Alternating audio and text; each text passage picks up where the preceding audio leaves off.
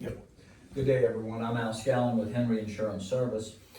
So today you've heard the cyber experts talk about different types of breaches that can happen on the dark web and things like that. So you've heard a lot of problems. You had the attorney scare you to death with legal ramifications. So I'm batting cleanup here, and what I'm here to talk today are what kind of things you can do about it. Now, if you look at the this slide here, this is an old American Express commercial with Carl Malden, and he would always say, "What will you do in the event of?" And so, in my case, I'm talking about in the event of a breach. And so, I absolutely cannot see that. So, the question is, do you have a crisis response plan? Have you lost data, money, customer information? Reputational harm, your computer system, and the question is, how deep does the rabbit hole go? So we don't know how bad it is. So unless you are a crisis response expert, you are going to be unable to deal with the situation. So the question is, are we taking the blue pill or the red pill? The blue pill keeps you in ignorance, the red pill takes action.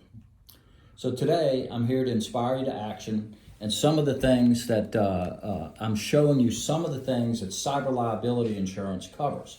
And I'm not going to go over all of these, but one of the first things you have is you have a crisis. So one of the things you get with cyber insurance is you get crisis response coverage.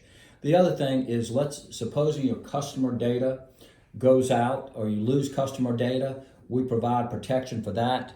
We provide protection to pay the ransom in case of a ransom attack. And just off book here, I need to have bigger things, and I'm only going to hit a few of them. Right. Okay. So just the key things. The other issue: have you lost money? We're going to pay.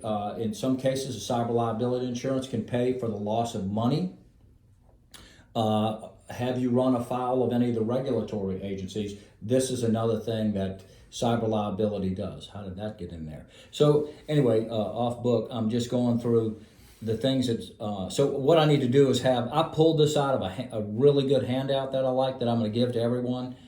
So it just talks about so I'm going to have a bullet point for each one of these things, maybe the 5 big ones: the cyber extortion, data restoration, and so on. One of the big ones, I may even do a separate thing on itself, is a social engineering fraud. So moving past that, so one of the big issues that we're having in cyber liability insurance is this issue of social engineering.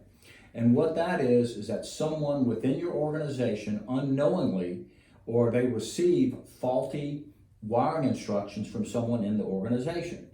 And by following that, they unwittingly transfer money to the wrong wiring location. And that is called social engineering. And what's different between that and an actual cyber crime as such is that your employee did what they were going to do voluntarily. So it's a always in any type of crime insurance, any voluntary parting of property is something that's typically not been insured. So again, this is not 2 employees working in collusion. It's someone who has been tricked into intentionally giving the wrong wiring instructions. And one of the things that we also run into is the length of time that you're down. Your business has been interrupted, so during that time, whether you're a law firm or whether you're manufacturing widgets, you've lost money because your computer system is down. So the big question everybody wants to know is, how much does it cost? Well, I would ask you, how much does the cyber insurance cost versus how much does a loss cost? So an example, recently I had an alarm company that they had the screen of death, and they wanted $81,000 in Bitcoin to unlock their computers. So that's the question. You show up to work on a day, you have a lot of things on your agenda, but now you're stuck. Again, do you have a crisis response team? And what I'm telling you is you're going to get that with the cyber insurance that you buy. So these losses can be very, very expensive, but versus the cost of insurance, which as you can see here, I've got a $50 million construction company that their premium was $6,000. $25 million revenue construction company premium was $1,500. three attorney office, 2,500. The question I have is, how can you afford not to have this valuable coverage? So, and I will say the coverage can vary by company, but coverage is readily available. And the key thing is, well, how do you start this process? There's an application, and your computer guy or computer person is going to have to fill that application out, and that's how you get it started.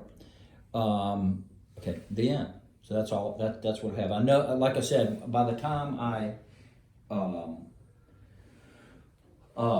have some separate sections, I'm probably going to hit, just seeing this myself, I need to hit specific sections. Boom, boom, boom. I like the matrix imagery though. Okay. I think that's good. Okay. I think that's good. The content is It's excellent. very, Okay. very good. Like Thank you. what you're covering there is really, really good. And Thank I you, actually thank you. learned something about Okay. social things where you're volunteering.